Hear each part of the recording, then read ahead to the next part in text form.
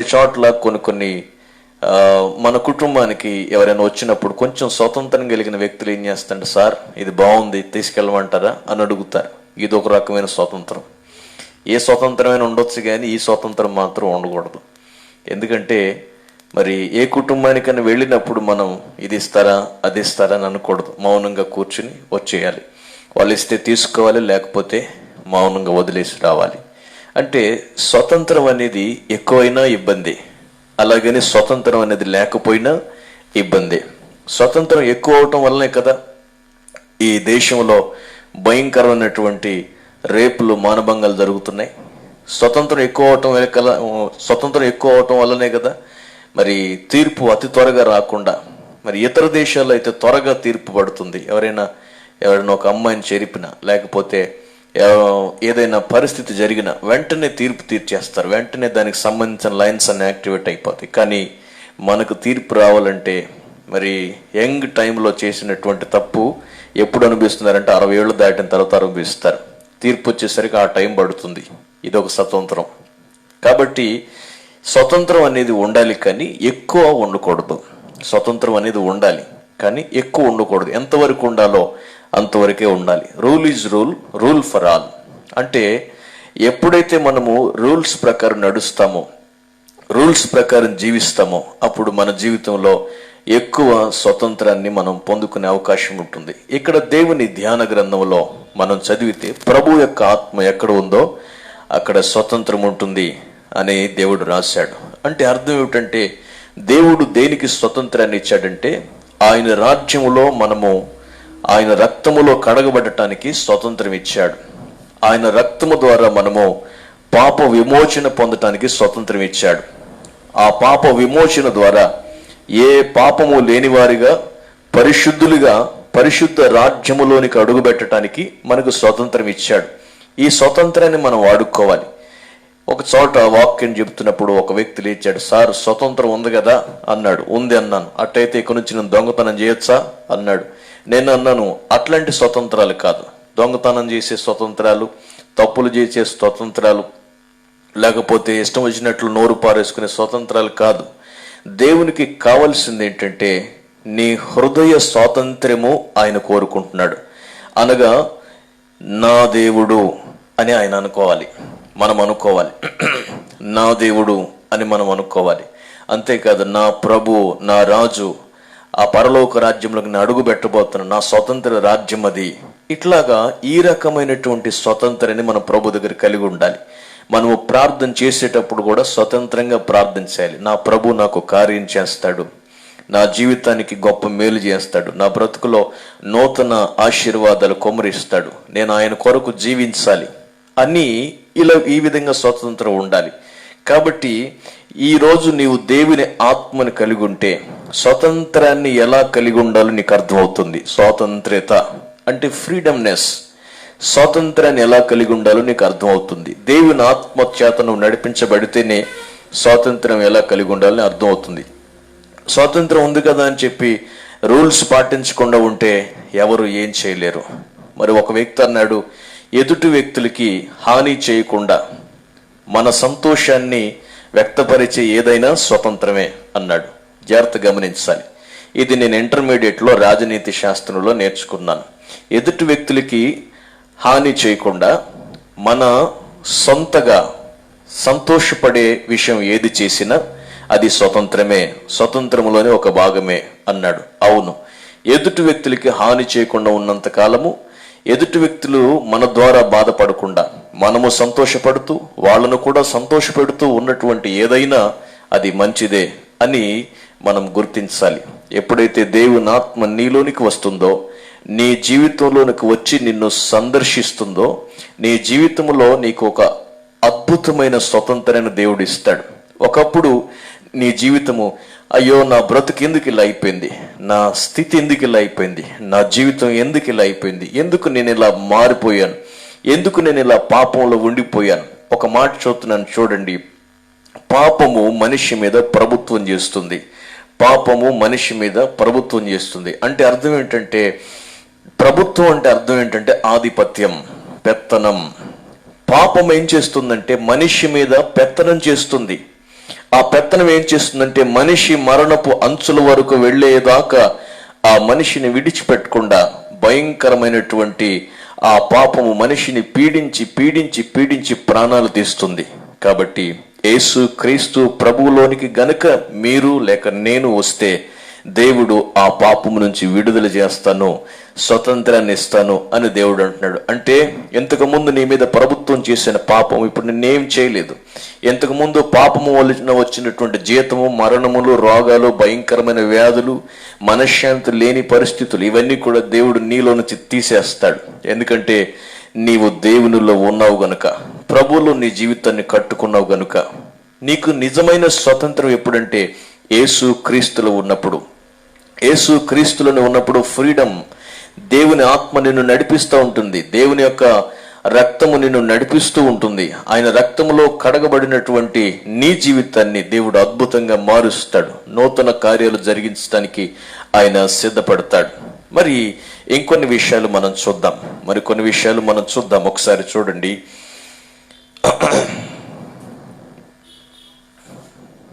కొరింథీయులకు రాసిన మొదటి పత్రిక 8వ అధ్యాయం 9వ వాక్యాన్ని ఒకసారి చూడండి.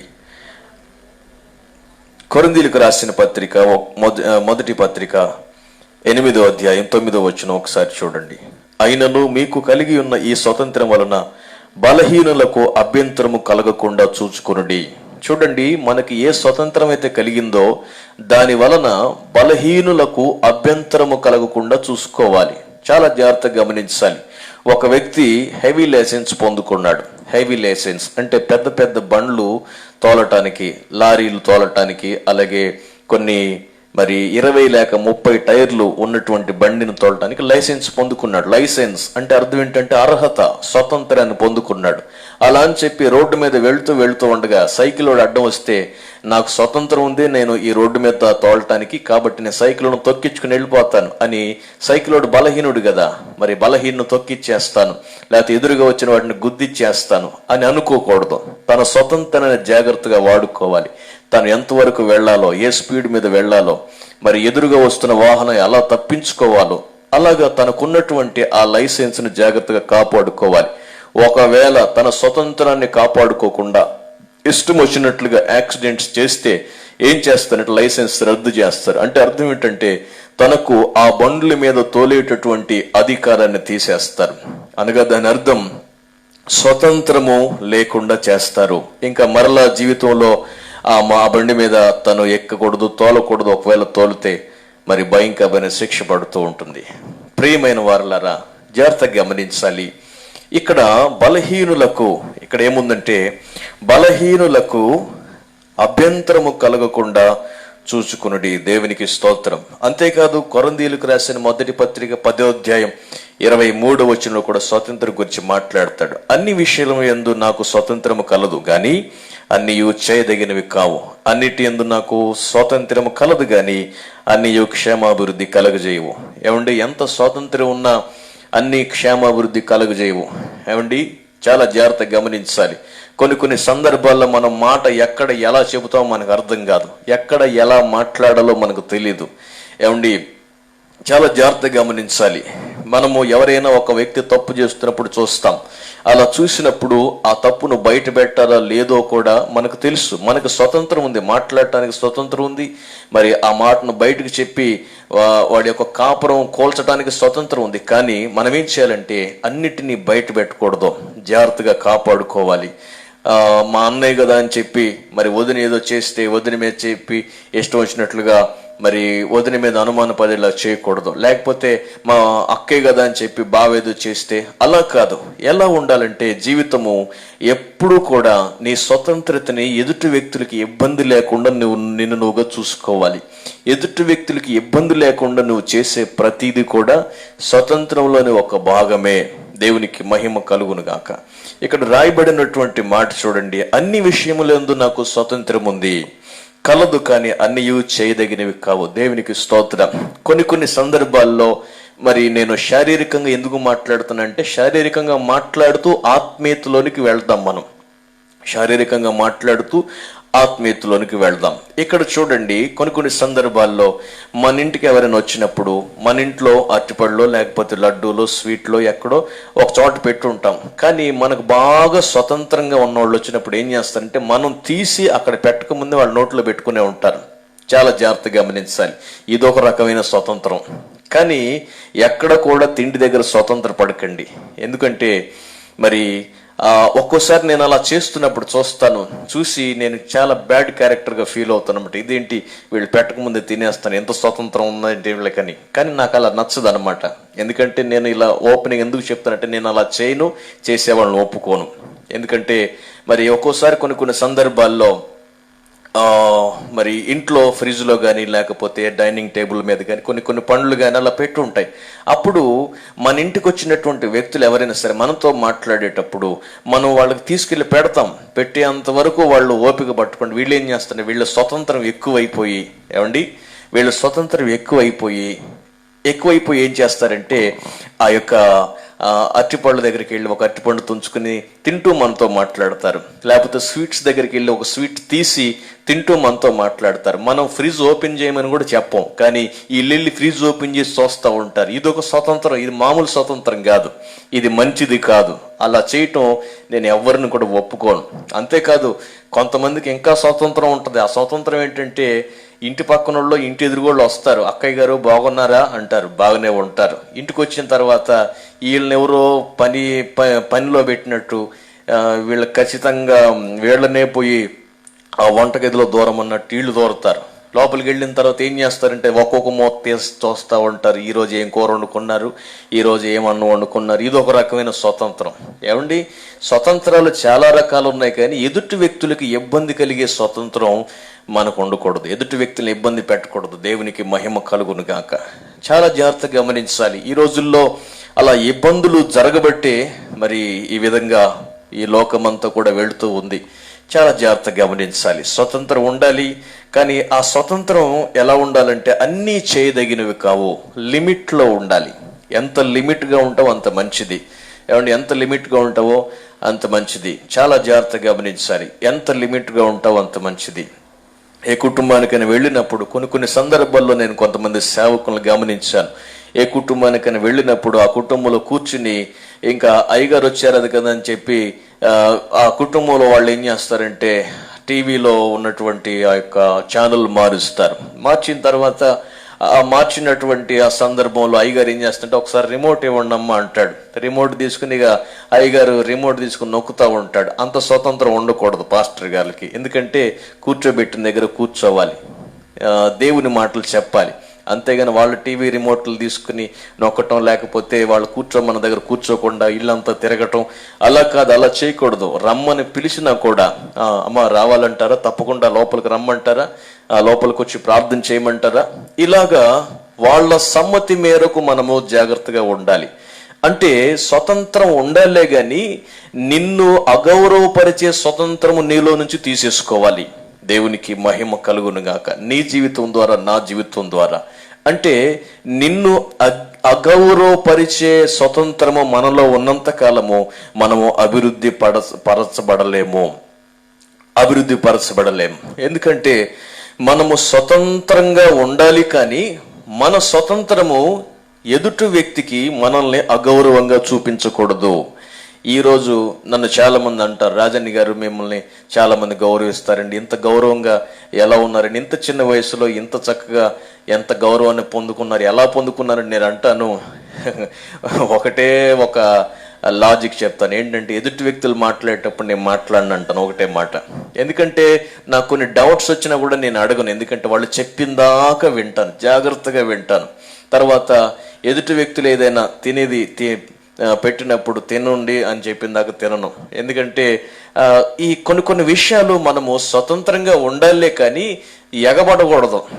మీకు అర్థమైందా? ఎగబడకూడదు అని నేను ఎందుకు ఈ మాటని స్పష్టంగా తెలుగులో అన్నానంటే, యాక్చువల్గా ఇది అనాల్సిన మాట కాదు, కానీ ఎందుకు అన్నానంటే అంతకంటే దారుణంగా సేవకులు తయారవుతున్నారు, అంతకంటే దారుణంగా విశ్వాసులు తయారవుతున్నారు. స్వతంత్రం అనేది ఉంటుంది కానీ ఆ స్వతంత్రాన్ని ఉపయోగించుకోవటం రావట్లేదు, కాబట్టి భయంకరమైనటువంటి పరిస్థితులు అనుభవించాల్సి వస్తుంది. ఈ రోజుల్లో సంఘాలు ఎందుకు కూలిపోతున్నాయి? స్వతంత్రం ఎక్కువైంది. మరి సేవకుల్ని, సేవకురాలని, ఆత్మీయ తల్లిదండ్రులు ఎందుకు వదిలిపెడుతున్నారు? స్వతంత్రం ఎక్కువైంది. మరి ఒకప్పుడు సేవకుడు అంటే గౌరవించి, అయ్యా మా ఆత్మీయ తండ్రి గారు గొప్పవాడు, ఆయన లేకపోతే మాకు దిక్కే లేదు, ఆయన లేకపోతే మా ఉద్యోగాలే లేవు, ఆయన మాకు ప్రార్థన చేశాడు, ఉపవాసం చేశాడు, అది చేశాడు, ఇది చేశాడు అన్నాడు. కానీ ఈరోజు సంఘాన్ని ఇడిచిపెట్టి వెళ్ళిపోతాడు. ఏం రా, ఎందుకు అట్లా ఇడిచిపెట్టడం అంటే అంటాడు కదా, స్వతంత్రం ఎక్కువైంది. అయ్యగారి మీద మాట అనేంత స్వతంత్రం ఎక్కువైపోయింది, అమ్మగారి మీద మాట అనేంత స్వతంత్రం ఎక్కువైపోయింది. ఇటువంటి స్వతంత్రాలు కాదు మనకు కావాల్సింది. దేవునితో గడిపే స్వతంత్రం కావాలి, దేవునితో ఉండే స్వతంత్రం కావాలి. అప్పుడు మాత్రమే మన జీవితాలు కట్టబడతాయి, అప్పుడు మాత్రమే మన జీవితాలు నూతనంగా అమర్చబడతాయి. ఇక్కడ చూడండి, అన్ని విషయాలందు నాకు స్వతంత్రం ఉంది, అన్ని విషయాలందు నాకు స్వతంత్రం ఉంది. ఒక వ్యక్తి మన ఇంటికి వచ్చాడు, వచ్చినప్పుడు ఆ వ్యక్తితో చెప్తాం, అబ్బాయి నీ ఇల్లు మొత్తం తిరిగి, ఇల్లు మొత్తం నీదే, ఇల్లు మొత్తం నీదే, ఇల్లు మొత్తం తిరుగు, అంతా తిరిగి చూడు అన్నప్పుడు వాడు ఏం చేయాలంటే ఇల్లు మొత్తం తిరిగి చూడాలి. అంతేగాని ఇల్లు మొత్తం నీదే కానీ చెప్తే ఫ్రిడ్జ్ తెరిచి చూసి, లేకపోతే అన్నం మీద కొండలు తెరిచి చూసి, లేకపోతే బీరువాలు తెరిచి చూసి, బీరువా లోకల్లో పెట్టుకున్నటువంటి డబ్బులు తెరిచి చూసి అమ్మో అమ్మో అమ్మో అనుకోకూడదు. స్వతంత్రం ఎంతవరకు ఇచ్చారో అంతవరకే వాడుకోవాలి. అంటే దేవుడు కూడా మనకి స్వతంత్రం ఇచ్చాడు, కానీ ఆయన ఎంతవరకు ఇచ్చాడంటే ఆయన మనకి పరిశుద్ధత మీద స్వతంత్రం ఇచ్చాడు, పాపం మీద కాదు. సుమా జాగ్రత్తగా వినాలి, పాపం మీద కాదు.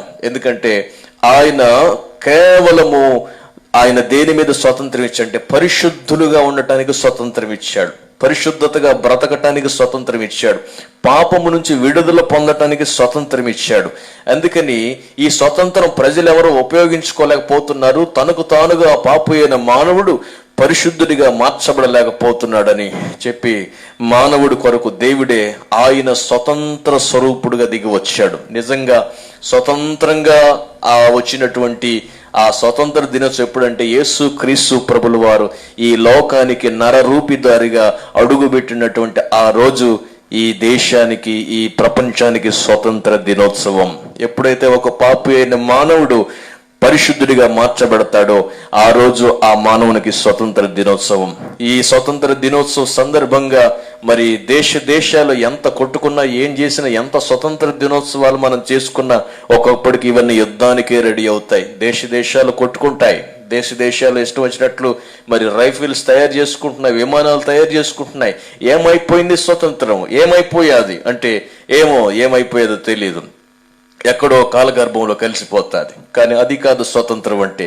నీవు దేవుని రాజ్యాన్ని స్వతంత్రించుకోవాలి. ఒక మాట ఉంది, మరి మత్తయి సువార్తలో ఒక మాట ఉంది చూడండి. మత్తయి సువార్త 5వ అధ్యాయంలో దేవుడు పలికినటువంటి కొన్ని మాటలు అక్కడ మనం చూస్తాం. హృదయ శుద్ధి గల వారు ధన్యులు, వారు దేవుని చూచెదరు. సాత్వికులు ధన్యులు, వారు భూమిని స్వతంత్రించుకుందురు అనే మాట ఉంటుంది చూడండి. అక్కడ ఎన్నో వచనం ఒకసారి చూడండి, అది 5వ వచనం చూడండి ఒకసారి. సాత్వికులు ధన్యులు, వారు భూలోకమును స్వతంత్రించుకుందురు. సాత్వికులు ధన్యులు, వారు భూలోకమును స్వతంత్రించుకుందురు. సాత్వికం అంటే నీకు ఏ విషయం ఏదైనా సాత్వికం కలగాలి అంటే, సాత్వికం అంటే అర్థం ఏంటంటే వినయ మనస్సు. మనం చాలాసార్లు మన పిల్లల గురించి ప్రార్థన చేస్తాం, ప్రభు మా పిల్లల్ని జ్ఞాపకం చేసుకో, మా పిల్లల్ని దీవించయ్యా, ఆశీర్వదించయ్యా, మా పిల్లల్ని బ్రతికించయ్యా, మా పిల్లల్ని ఆశీర్వదించ, గొప్పలను చేయ, ఉన్నోళ్ళని చేయ అని ప్రార్థన చేస్తాయి. ప్రభు నా బిడ్డలకు సాత్వికం ఉన్నాయని ఎప్పుడు ప్రార్థన చేశామా? చెయ్యము. ఎందుకంటే వినయంగా బ్రతికితే వీడిని ఎవడు తొక్కేస్తాడని భయం. కానీ దేవుడు అన్నాడు, సాత్వికునికి నేను ఈ భూమిని ఇస్తాను, సాత్వికంగా బ్రతికిన వాడికి నేను ఈ భూమిని స్వతంత్రింపు చేస్తాను. నిజంగా మనం ఎంత సాత్వికంగా బ్రతికినా ఏమి కొనగలేకపోవచ్చు, కానీ ఒకప్పుడు దేవుని సన్నికోణంలో నుండి ఎప్పుడైతే మనం ఎత్తబడతామో మనము మరలా పరిపాలన చేయడానికి మళ్ళీ ఇక్కడికి వస్తాం. అప్పుడు దేవుడు మనకు సాత్వికులుగా ఉన్న వారందరికీ కూడా ఆయన పరిపాలన చేయడానికి ఇస్తాడు తప్పకుండా. దేవునికి స్తోత్రం. అంతేకాదు స్వతంత్రం మరి ఉండాలి, కానీ అంత ఎక్కువగా ఉండకూడదు. దేవునికి మహిమ కలుగును గాక. బిగ్గరగా చెప్పండి హల్లెలూయా. ఇంకా చూడండి కొన్ని విషయాలు చూడండి. గలతీయులకు రాసిన పత్రిక 5వ అధ్యాయం 1వ వచనం ఒకసారి మనం జ్ఞాపకం చేసుకుందాం. గలతీయులకు రాసిన పత్రిక 5వ అధ్యాయం 1వ వచనం చూడండి. ఈ స్వాతంత్రమును అనుగ్రహించి క్రీస్తు మనల్ని స్వతంత్రులుగా చేస్తున్నాడు కాబట్టి మీరు స్థిరముగా నిలిచి మరలా దాస్యమును కాడి క్రింద చిక్కుకొనకడి. దేవుడు ఇప్పుడు ఏ స్వతంత్రాన్ని ఇచ్చాడంటే పరిశుద్ధులుగా మార్చబడటానికి స్వతంత్రాన్ని ఇచ్చాడు. స్వతంత్రాన్ని ఇచ్చినప్పుడు మనము మరలా దాస్యంలోనికి వెళ్ళటానికి మళ్ళా మనం వెనుక తిరగకూడదు.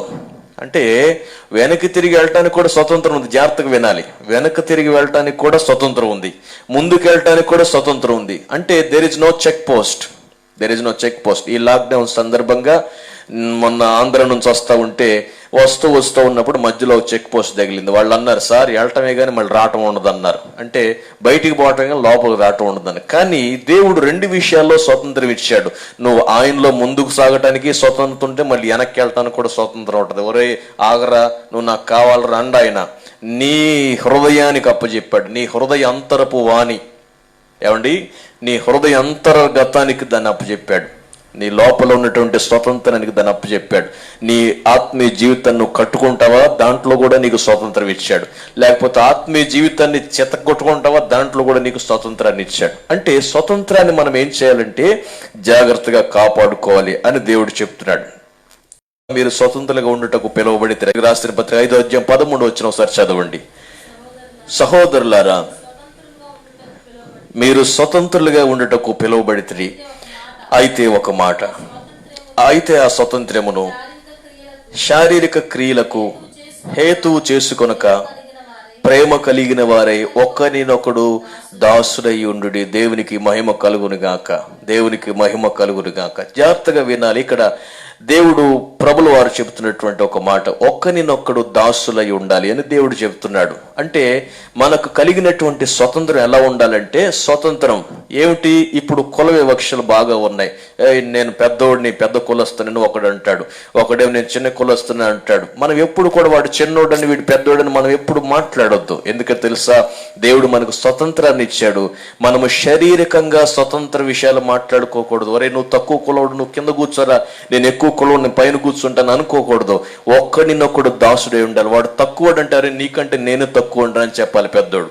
మరి చిన్నోడు నేను తక్కువ ఉండే బాబు, మరి మీరు పెద్దోళ్ళండి అని తన మనసులో ఉన్న కూడా, సార్ నేను చాలా చిన్నవాడినండి అని చెప్పుకోవాలి. ప్రతి ఒకరినొకరు ఏం చేయాలంటే తక్కువ అనుకోవాలి. ఎప్పటికప్పుడు కూడా నేను చిన్నవాడిని గొప్పవాడిని అనుకోవాలి. నిజమైనటువంటి తెలివి కల్లోడు ఏం చేస్తాడంటే నాకు ఏం తెలియదు అనుకుంటాడు. తెలివి లేనివాడు ఏం చేస్తాడు, అంతా నాకు తెలుసు అనుకుంటాడు. అక్కడ ఏం దొరుకుతుందో నాకు తెలుసు, అక్కడ ఏమేం దొరుకుతుందో నేను అన్ని పసిగడతా ఉన్నాను, నాకు ఏజెంట్స్ ఉన్నారు, వాళ్ళు ఉన్నారు, వీళ్ళు అని చెప్పుకుంటాడు. వాడంత తెలివి తక్కువడు ఎవడో ఉండడం.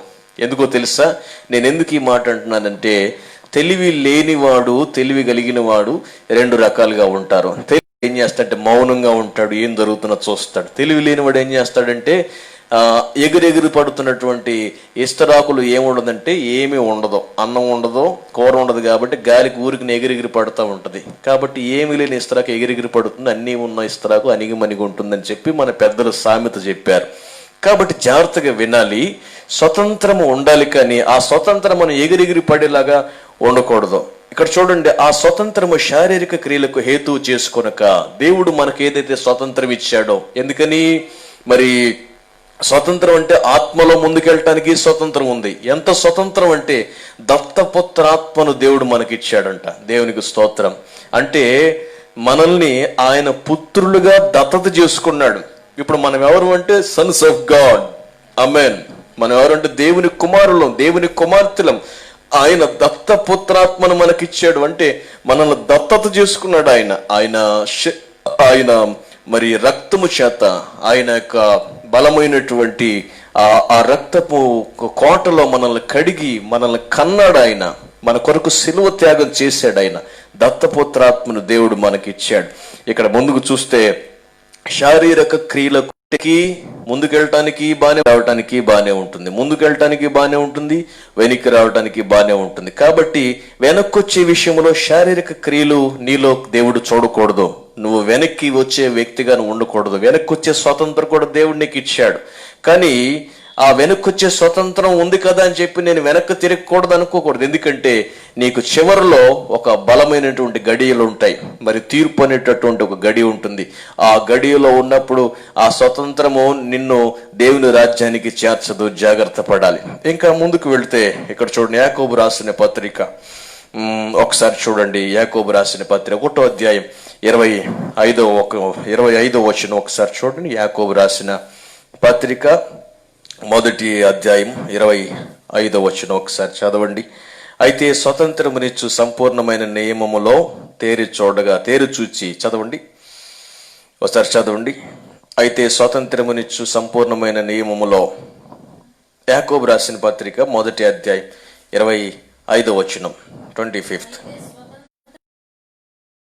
అయితే స్వతంత్రమునిచ్చు సంపూర్ణమైన నియమములో తేరుచూచి నిలకడగా ఉండు వాడెవడో వాడు విని మరుచువాడు కాక క్రియను చేయువాడై తన క్రియలో ధన్యుడగును. దేవునికి స్తోత్రం.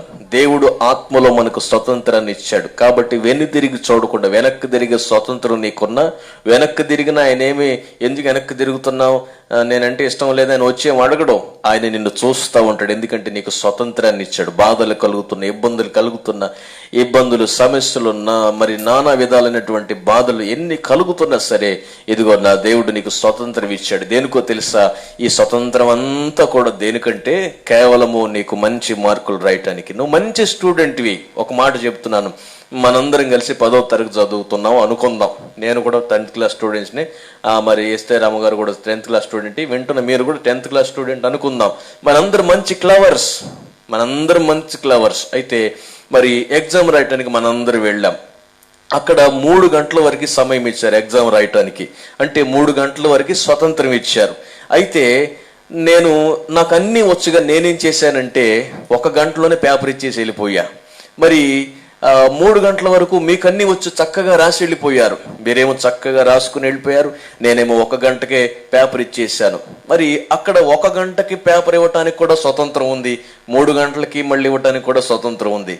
అట్లా కాదు, మరి ఆ మీద ఇన్విజిలేటర్ ఎప్పుడైతే మనకు పేపర్ ఇస్తాడో ఆ పేపర్ మీద సైన్ పెట్టిన వెంటనే నేను ఈ ఎగ్జామ్ రాయను అని చెప్పి అక్కడ పెట్టి వెళ్ళటానికి కూడా స్వతంత్రం ఉంది. కానీ ఈ స్వతంత్రం దేనికంటే అట్టర్ ఫ్లాప్ అవటానికి, అడ్డంగా ఫెయిల్ అవటానికి. కాబట్టి అన్ని విషయాల్లో స్వతంత్రం ఉన్నా కూడా నీకు కలిగిందేదో దేవుడు అన్నాడు, నీకు కలిగిందని నువ్వు జాగ్రత్తగా పట్టుకో.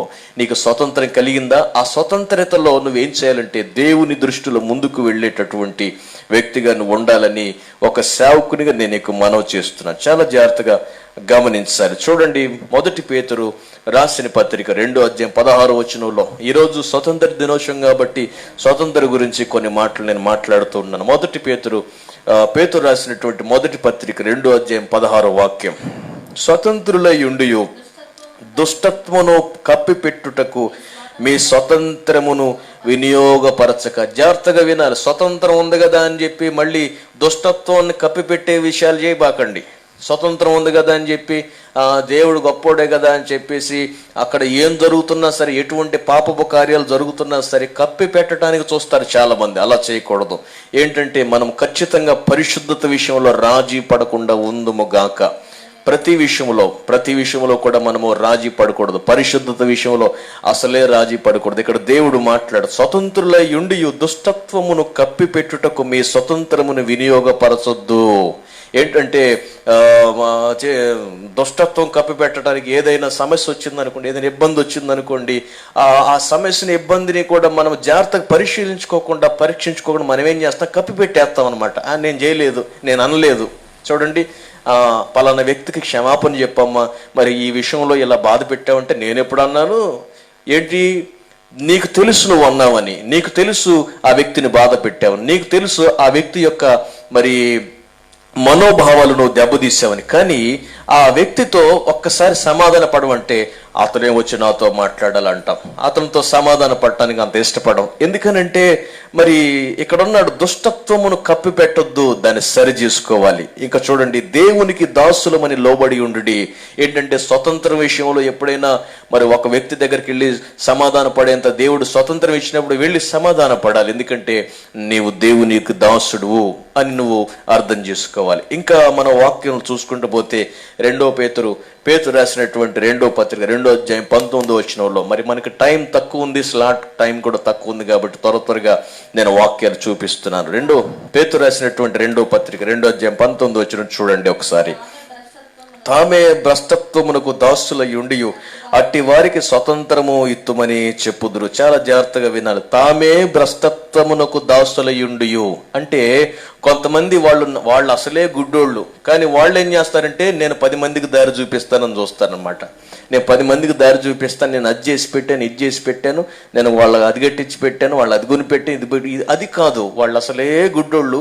వీడేం చేస్తాడంటే ఇంకో 10 మందికి దారి చూపిస్తాడంట. వీడు అసలే భ్రష్టుడు, భ్రష్టత్వంలో నడుస్తున్నటువంటి వాడు. కానీ వీడికి ఉన్నటువంటి స్వతంత్రాన్ని బట్టి ఏం చేస్తాడంటే నాదొక మినిస్ట్రీ, నాదొక జీవితం, నాదొక బ్రతుకు, నా స్టైల్లో నేను వెళ్తానని చెప్పి వెళ్తా ఉంటాడు. అలా కాదు, నా విశ్వాసపు ప్రయాణంలో నేను వెళ్తా ఉంటాను, నాకు తెలుసు ఎట్లా వెళ్ళాలో అని అంటా ఉంటాడు. అందుకే దేవుడు అన్నాడు, వాళ్ళ గురించి కూడా దేవుడు మాట్లాడు, తామే భ్రష్టత్వమునకు దాసులై ఉండి అట్టి వారికి స్వతంత్రం ఇత్తుమని చెప్పుదురు. ఒకడు దేవుని వలన జయింపబడునో దేనికి దాసుడగును. ఒకసారి చూడండి, ఒకడు దేని వలన జయింపబడునో దానికి దాసుడగును కదా. చాలా జాగ్రత్తగా వినాలి. ఒకవేళ నువ్వు పాపం ద్వారా జయించబడుతున్నావా, నువ్వు పాపానికి దాసుడు అవుతావు. పరిశుద్ధత ద్వారా జయించబడుతున్నావా, పరిశుద్ధతకు నువ్వు దాసుడు అవుతావు. ఈరోజు నువ్వు దేనికి, ఏ విషయంలో నువ్వు జయించబడటానికి సిద్ధపడ్డావు? నువ్వు పాపము ద్వారా స్వతంత్రాన్ని సంపాదించుకున్నవా, నువ్వు దానికే దాసోహం అయిపోతావు. లేదు, నేను దేవుని యొక్క ఆత్మ ద్వారా నేను స్వతంత్రాన్ని సంపాదించుకున్నాను, ఇక నుంచి పరిశుద్ధంగా నేను స్వతంత్రంగా జీవించాలి, పరిశుద్ధతలో నేను బ్రతకాలి, పరిశుద్ధత జీవితాన్ని నేను జీవించి నా బ్రతుకుని కట్టుకోవాలి దేవునిలో అని నువ్వు అనుకుంటే నీ జీవితాన్ని దేవుడు తప్పకుండా ఇదిగో ఈరోజు నిజమైన స్వతంత్రం నువ్వు అనుభవిస్తావు. చూడండి, నిజమైన స్వతంత్రం అనుభవిస్తాం. ఇన్విజిలేటర్కి పేపర్ ఇచ్చిన వెంటనే మనం పేపర్ ఇచ్చేసి ఇంటికి వెళ్ళిపోవచ్చు రాయకుండా, మనకు అన్ని తెలిసినా రాయకుండా వెళ్ళిపోవచ్చు. స్వతంత్రం ఉంది. 3 గంటలు టైం ఇచ్చాడు, 3 గంటల వరకు కూర్చుని వెళ్ళిపోవచ్చు.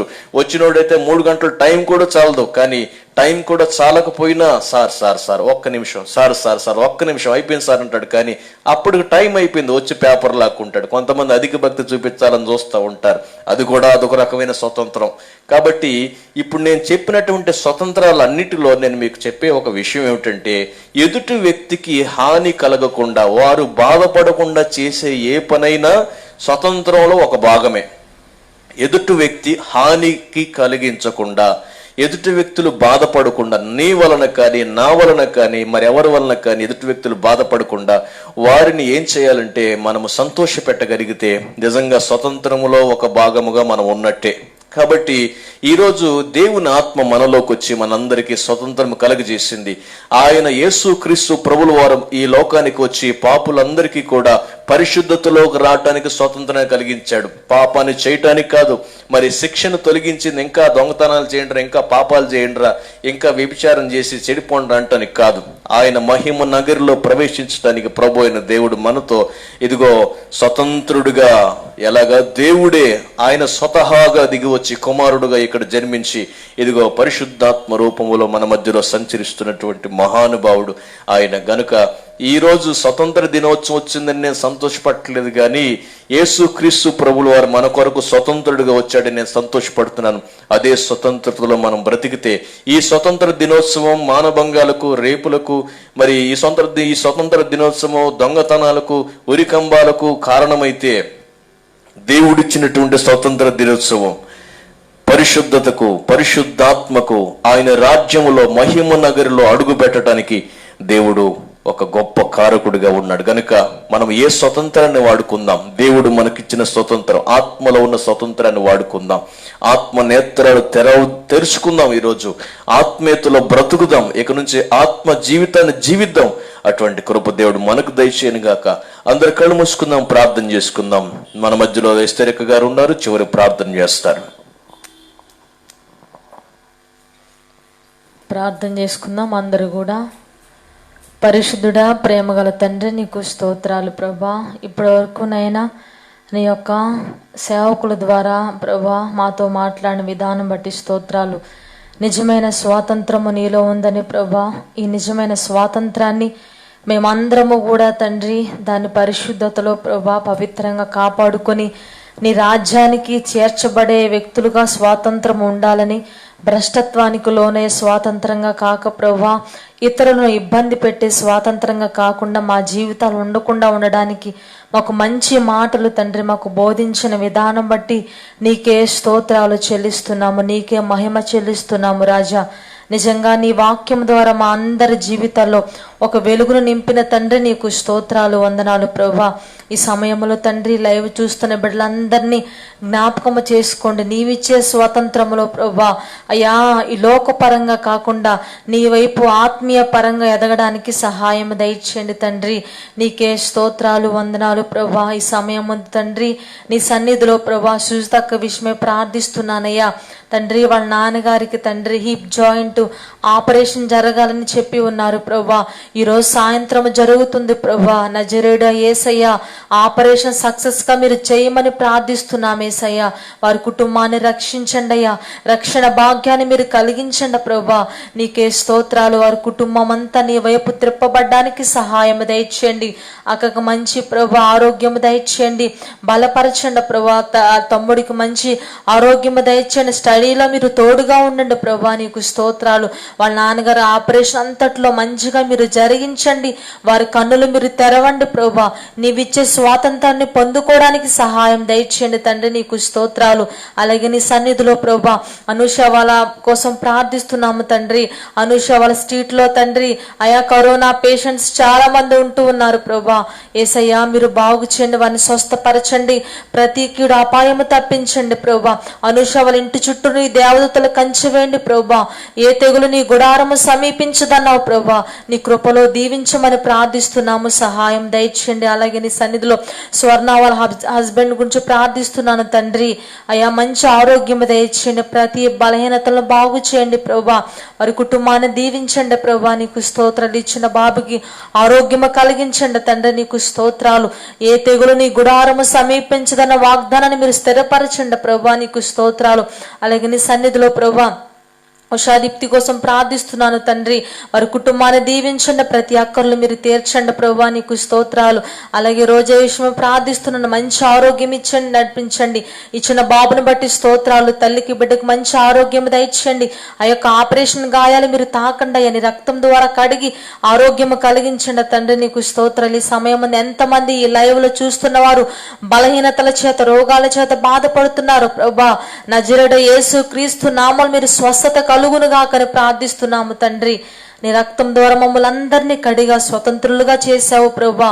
అట్లాంటి స్వతంత్రాన్ని మేము కాపాడుకొని ప్రభా నీ రాజ్యానికి చేరే బిడ్డలుగా మమ్మల్ని అందరినీ తయారు చేయమని, ఇప్పటి వరకు నీ మాటలు విన్న బిడ్డలందరినీ మీరు దీవించి ఆశీర్వదించమని మా రక్షకుడైన యేసయ్య నామములో ప్రార్థించి అడిగి పొందుకున్నాము తండ్రి.